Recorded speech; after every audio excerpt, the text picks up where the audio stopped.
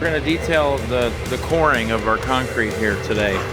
And the reason they're so important, that 1-inch threaded rod is embedded into the concrete wall below 18 plus inches. Okay, it's epoxied in, comes up and into the tie downs that you'll see here in a minute. And our code says we have to anticipate 115 mile-an-hour winds